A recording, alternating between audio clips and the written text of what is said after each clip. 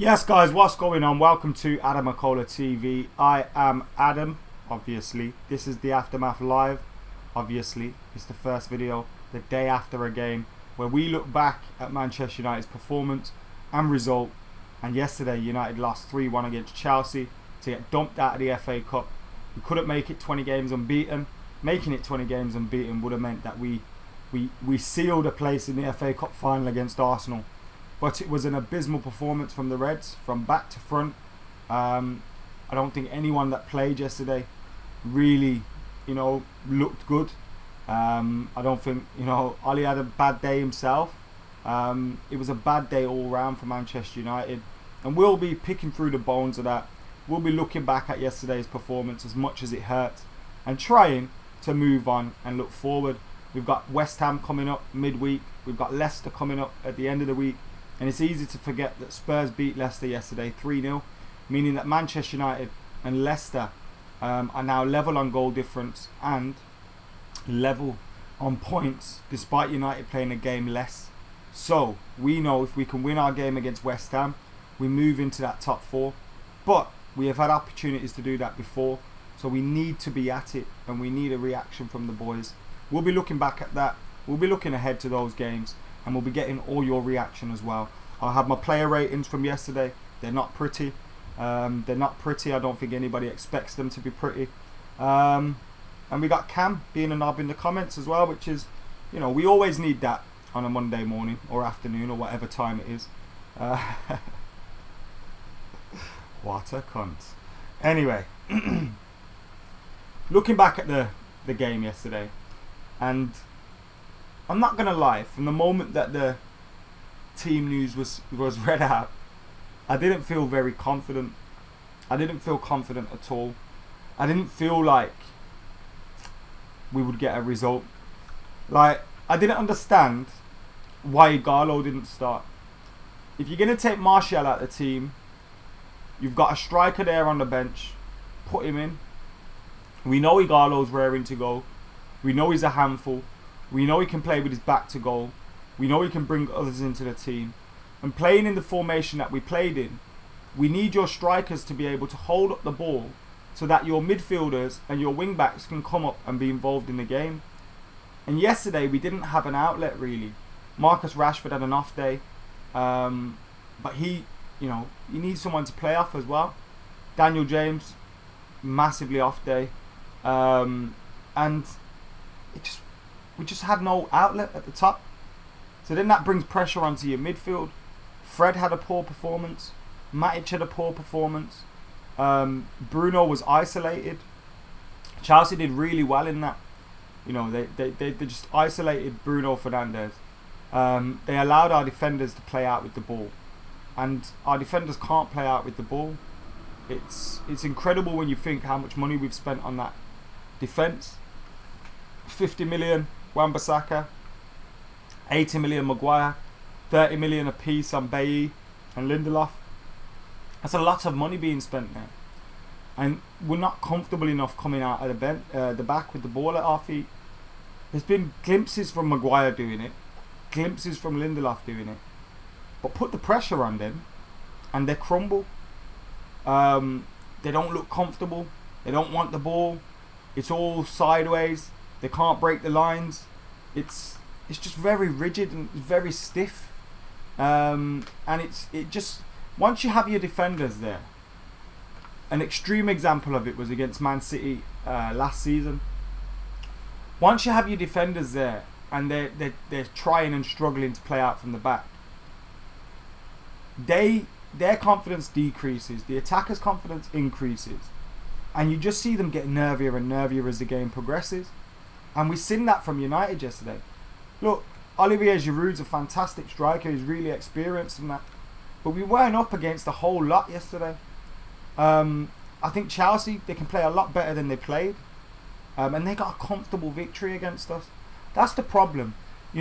Recently for United, you've seen that we've always given a team a performance, a game. No matter what, whether we lose, draw, whatever. We kind of stick in there and we have a performance. That wasn't that yesterday. You never felt like at 1-0 we were going to get back into the game. 2-0 we could You know, I know Rashford had a chance where he should have done better with it. He fluffed his lines. And you're just thinking, that goes in. Different game. I think you put Chelsea under a little bit more pressure at 1-0 or 2-0. And you get goals, man. We've seen it against Crystal Palace in the league for them. You know, they conceded 2 against Palace. Could have been 3-4. And we just never, ever, ever put them under pressure. And I think our team selection played into that a lot. I think Ollie got his tactics and his selection wrong yesterday. We've got a super chat from Fever Dreams. He says, every time we come up against teams that are aggressive and tough, our players collapse both mentally and physically. I've seen this with us so many times. I don't know whether it's collapsing mentally and physically. I just think it's their attributes. Thank you, by the way, for getting involved, and thank you for your super chat. Keep your super chats coming in. Joining AdamMcKola TV if you can. I just think it's trying to get them to play out from the back, especially when we go with that back three. You know, if you're playing with a 4-2-3-1, you know, one of your midfielders are more often than not dropping in between your centre halves to pick up the ball. Yesterday, Matic had a poor game. He's had a poor game since he signed his deal. I hope that's not a sign of things to come. I really do, because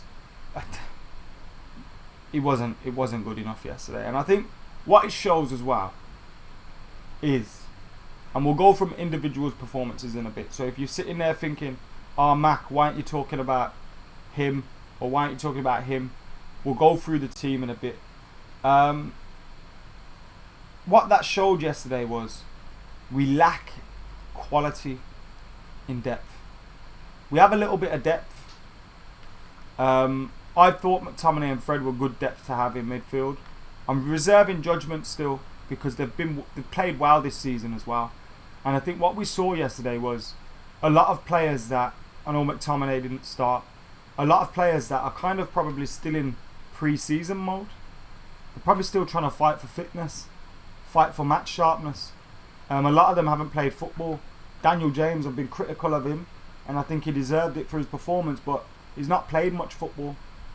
He's a player that relies on his explosiveness, his pace, his speed, and you know, he never had. He's not got. If you're not match sharp, you're not going to be at the peak of your condition and the peak of your performances. Now that could be making excuses for them, but you know, there's a few players that, and I felt just making those wholesale changes didn't help. And I think Ollie's been caught in a position where it's like a catch-22 situation, because you've got 2 games coming up which can guarantee Champions League football. We've had 3 games this week. Monday, Thursday, Sunday, Monday, Wednesday, Sunday, or whatever it was. Chelsea played on Tuesday, played against United on Sunday. United were clearly a team that were tired, but I just felt the team selection passed all the momentum to them. I don't think the changes were the right ones, and I'm really fucking gutted, man. Really gutted. I'm also, someone's mentioned Twanzebe in there, Matt Hodges. I also wish Twanzebe was fit. Eric Bailly was our best defender yesterday. Went off injured. He got a gash on the back of his head. Obviously, we hope he's recovering. He's been released from hospital this morning. I think that's precautions because it's a head injury. So it's good to see that he's been released and all that stuff. Not going to be available for Wednesday. Probably not even Sunday. But at least it's not a groin injury or an ankle injury or a muscle tear. You know what I mean? Like some of the injuries that Eric Bailly has had. And it's just a simple case of him resting up and getting ready again. Because I thought he looked okay yesterday. Maguire and Lindelof were the ones that didn't perform. I don't think there was particularly any blame to Maguire for the first goal. But in the build-up to that, he hadn't filled us with much confidence. The first goal, it comes down to Victor Lindelof and possibly Matic, who should have covered and pressed a lot more. The ball gets whipped across. Lindelof allows Giroud to get across him, and he tucks it in. David De Gea probably should have been saving that. It looked like he'd saved it, and then it bounced. I think it bounced off his foot onto his arm and went in. Possibly could have been an own goal, but you know, Giroud was showing his poacher's instinct, getting across the front of the goal. And I think at that point, Lindelof had to be more alert. Bailly had just gone down injured and gone off. We'd had a change in shape. Maguire had just taken a knock. So he should have been more alert, and he wasn't. And Olivier Giroud gets across him and gets that 1-0. And you never felt like there was a way back in it for us. You never felt like there was a way back in it for us. We just hadn't performed well enough. But still, you get to half time and you think, all right, come on, let's have a little bit of a change. Let's, you know. And Ollie did change things quickly, but when you're letting in chances like the Mason Mount chance, and your keeper's flapping at it and it's going in, you're not going through. It's not your day. It's not your day. Like, it was a shit day, man. It was a proper shit day for United, and hopefully it was just that. Because ultimately we have to be positive about where we are. I kind of felt we beat Chelsea 3 times on the spin. We're not beating them again, you know what I mean? But that was just chances. Like, we're just not going to beat them 4 times on the spin. But you'd hope we would have delivered and performed. And that's the disappointing thing. It was an FA Cup semi-final at Wembley. Alright, there was no fans in the ground. But regardless of that, you've got to be up for the game. And I don't think our selection said we were up for the game. And our performance definitely didn't say we were up for the game. It was abysmal from United. We got another super chat from Owl King, who says Chelsea did what Manchester United do when playing big teams, like playing direct and counter. Man United don't like playing possession football with big teams. Rebecca says one thing is that Chelsea were up for it more than us. Jake says we had 0 fight. Who do we want to win the final? Says Sean. Nobody. Fuck them both. Fuck them both. I hope we win our game. Chelsea lose. United and Leicester play for a draw on the final day and send Chelsea out of the top 4. That's what I want to happen. Might be bitter. Can't stand them. Let's get them out. Get them out of Europe. Well, the Champions League. Put them in the Europa League. Let's see how they like that shit. Knowing us, we won't beat West Ham. For fuck's sake. If we don't beat West Ham, it comes down to a straight shootout on the end of this last day of the season. A straight shootout.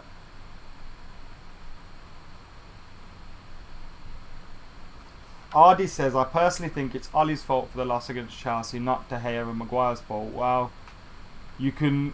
The thing with football is it's a team game. The manager makes his selection. So you can point blame at all of them. Yes, you can say Ole Gunnar Solskjaer got his selection wrong. But you could also say they were at fault. If De Gea doesn't make his mistakes, United is still 0-0. Do you know what I mean? Prince Varghese with another, or Varghese, sorry, with another super chat, says players were piss tired. I think we've got to take that into consideration as well. It's just that we did make some changes, you know what I mean? Maybe going to the back 3 wasn't the ideal one. Maguire and Lindelof still played, they were tired. Maybe if you play Bailly and one of them, you know, Matic, if you can freshen up the midfield, you got enough midfielders. But I don't think we should have changed that front 3 like we did. Especially, you know, you had no real out and out striker on the pitch. No Martial, no Igalo. Like, at times they were, Daniel James and Rashford were splitting, and Bruno was like a false 9. It just wasn't good enough, man. It wasn't good enough. I'm still gutted. I'm still gutted, not gonna lie. I'm still absolutely gutted. I love the FA Cup. I wish I didn't, because then I wouldn't care right now, but I love the FA Cup. I've loved it since I was a kid. What's the date today? 20th of July. Let's do it on this day. Wednesday, the 20th of July, 2011. Manchester United combine a friendly against Seattle Sounders with a promotion to help children and adults with learning disabilities. Wayne Rooney's hat-trick helps them overcome the hosts 7-0 in front of an estimated 67,000. United also announced that as part of their 5-city American tour, they will provide skills and drills clinics in conjunction with the Special Olympics a body dedicated to provide all year round sport for those with learning problems. Rooney, Michael Carrick and the others in the Reds party meet some of the athletes who would be benefiting. So that was on this day. In 2011 we beat Seattle Sounders 7-0. Didn't make me feel better about it. And then I recorded my live stream outside the ground yesterday. So as soon as the final whistle went and the lads finished on the watch along, I pressed record on my live stream, set up outside Wembley. I did a 12-13 minute review, reacted to some comments. We had about 1,500 on the live.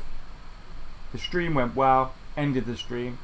Now when I end the stream, whether it's here or I'm outside the ground, when I end a live stream, that live stream then should turn into a 13-minute video which people can watch back, and all that stuff. But what happened yesterday was that it still stayed up as a live stream with the thumbnail on. There was like 12 people in there saying, "Where's Adam? Why is Adam late?" Thinking, bruv, yous lot were late. YouTube's just fucked up and yous lot were late. I'd done this at full time. Like, I think 7,000 people seen it, and then it just disappeared, and it just stuck there as a live stream. So I had to make it private, and I was thinking, fuck's sake, I haven't done a review. Pissed off, I ain't going back to do one. Let's go. And then when I got home, well after midnight, it had processed and turned into a 12-minute video. So I then released it again, but it got bombed by the fact that for 4 or 5 hours it was just fucking dead. And telling everyone I was live. God damn it. What a super chat from United Deoxy. He goes, "I turned down the opportunity to clap some serious cheeks so I could wake up at 3 AM here in Australia to watch that. The boys owe me 2 big W's. I can only give you my condolences and sympathies. That's all I can say, bruv. Like, sad to hear that. Glenn, how you doing, mate? Hope you're doing well." Sean says, "Cause of toxic fans like you creates toxic environment." Sean, you're talking a load of bollocks, mate. 7-8 years I've been doing this. I've never been toxic. I give my opinion, I'll criticise where it's due, but ultimately I support the club. I think you got the wrong channel, mate, so you might want to do one flower.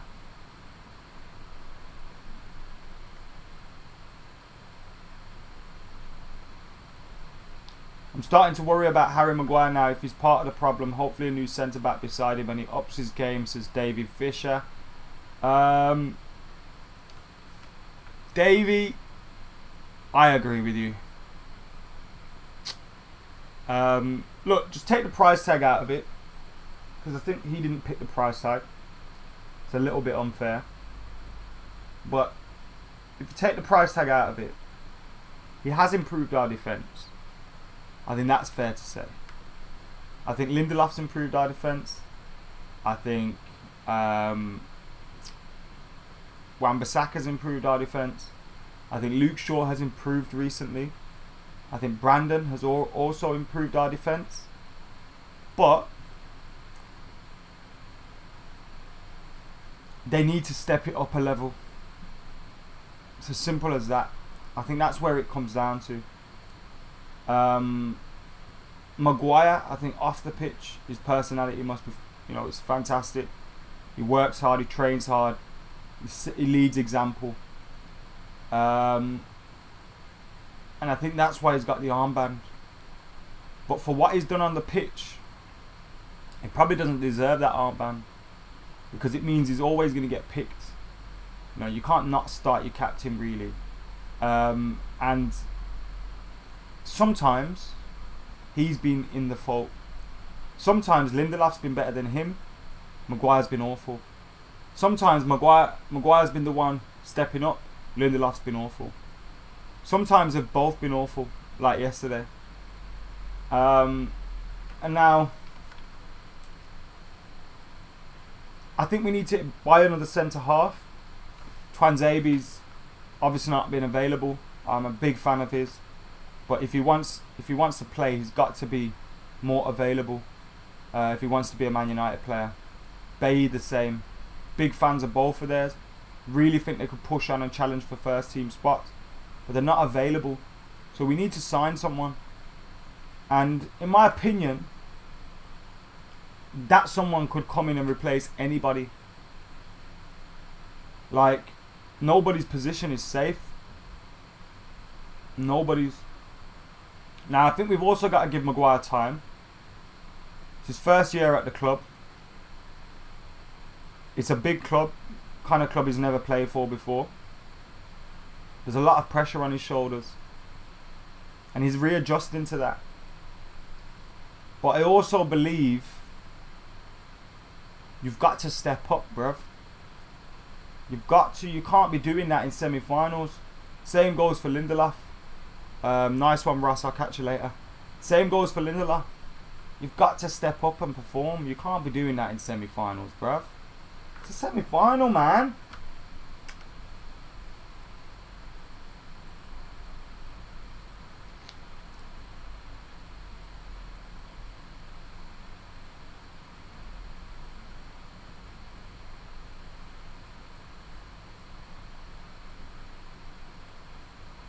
Someone mentioned Frank Lampard in there.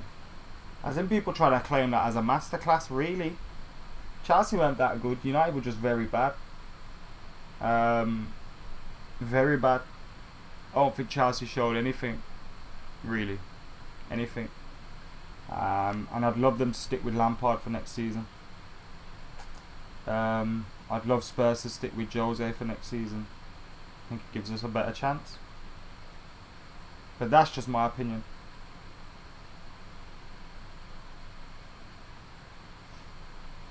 I think Lampard's well overrated.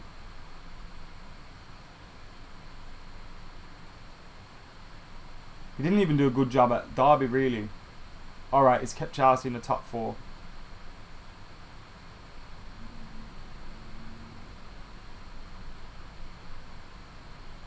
Lindelof has been fantastic for me the past few days, and I don't think he did anything wrong yesterday, says David. Bro, he's got to get across his front. He's got to get across his man. You've got to get across your man first. You have to. David De Gea's performance just fell off a cliff, hasn't it? But the weird thing is, sometimes he pulls out a save and you think, oh my god, what a save. And then, boom. He does that. You try and defend him, you try and stick up for him. It's just hard to, you know, he wouldn't be doing it himself. Like, he would say, oh, that was shit. But I think he's got to feel challenged. I don't think he feels challenged at the moment as well. I don't think he feels challenged at all by what's there at the club. Maybe we could have started Romero yesterday, but can you criticise? We started our first choice goalkeeper, do you know what I mean? Ultimately, he wasn't good enough. Can't say, oh well, we should have started our backup goalkeeper. Adam, do you think we will battle it against those bubble blowing tassers, or will Ollie fire a rocket of great proportions of players' arse? I think he will look to get a reaction from them. I think that's obvious. I think they'll also look to get a reaction from themselves.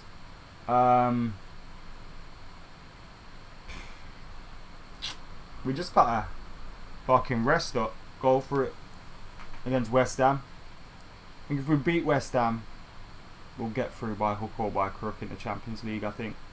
But we've got to beat them, and I'm not taking that for granted. I'm not taking that for granted.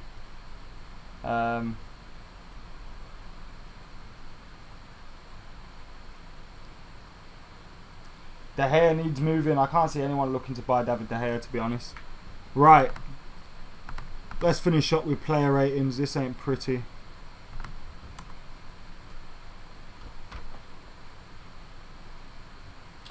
I don't want to talk about it.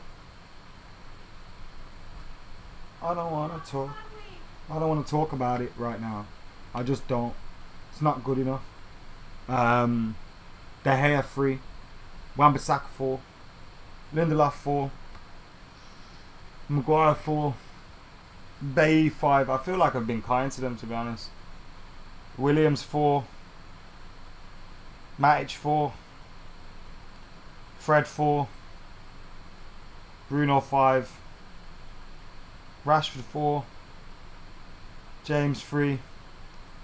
I gave all the subs a 5. I didn't even think about it that much. Like, I couldn't even remember Igalo and Fosu-Mensah's performances. I'd kind of switched off after 3-0. Greenwood should have started.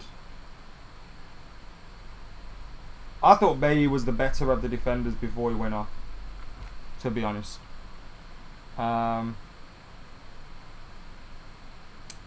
Mubari said he felt nervous as soon as he's seen the team selection.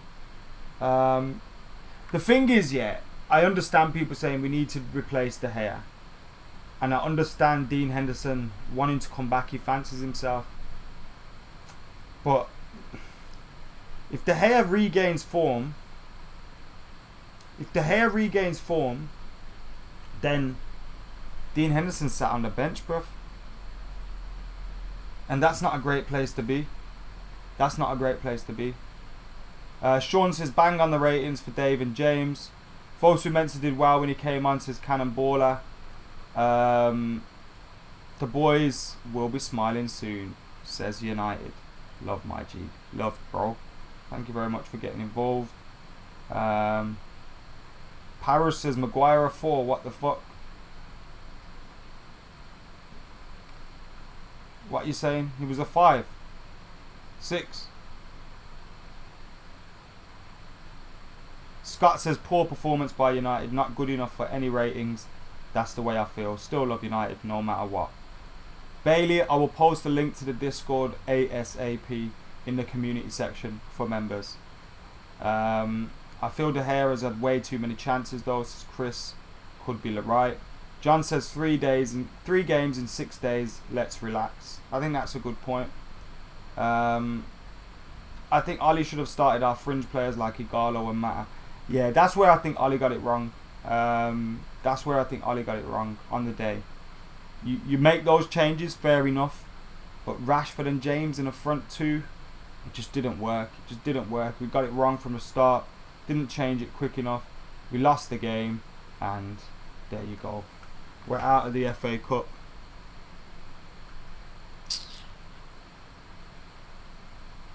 Anyway. Guys, thank you for tuning in to AdamMcKola TV. Thought the man of the match yesterday was Olivier Giroud. I thought he used his experience fantastically well. His goal set them on their way really. A little bit of help from De Gea, but thought he was the man of the match. He was the one that I feared before the game, and it proved right. Anyway, guys, thank you for tuning in. Make sure you're keeping it like, comment, share, and subscribe. This is the last time I'm ever going to talk about this game now.